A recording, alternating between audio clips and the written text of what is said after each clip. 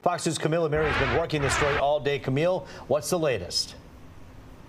Yeah, we have been talking to police, and let me tell you, this child is expected to make a full recovery. Believe it or not, he was actually alert, talking to police and hospital administrators, nurses and doctors. Take a look, though, at this video. Let's talk about what happened. Like you said, it happened around 2:45 today in the 5200 block of Larchmont in Detroit. A large group of children, siblings, in a home with no parents. We've heard this scenario before.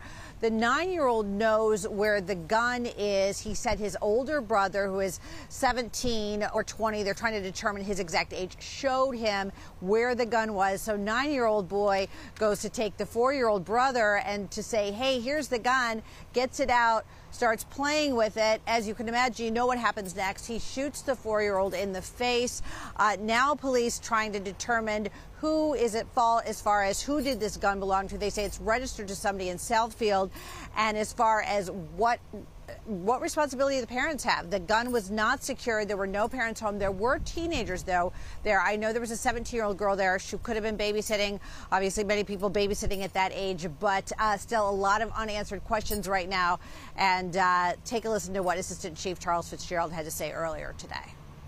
4-year-old, talking about a baby, through his cheek into his left shoulder. You know, you can heal from these kind of scars, but you got the mental wounds as well. And he's an incredibly strong little boy because he was up and alert and talking and didn't seem like he was all that phased at the hospital. We're outside the 10th precinct. They have been working this case along with headquarters. We're talking about gun locks. We're talking about gun safety. We're talking more about gun locks, how easily you can pick one up, coming up tonight at 11. For now, reporting live, Camille Mary, Fox 2 News. And luckily, that young boy is going to be okay. You wonder exactly how this all went down. And the 9-year-old, it was by accident, but certainly somebody needs to be held accountable for this. Yeah, and, you know, was the gun, you know, as we know, it was registered to someone in Southfield.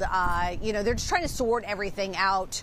Was the person who had the gun legally allowed to have it? And 17 years old, absolutely not. But they're trying to figure out ages and names. They said there was a lot of confusion. They might not have been getting the straightest answers from everybody on the scene.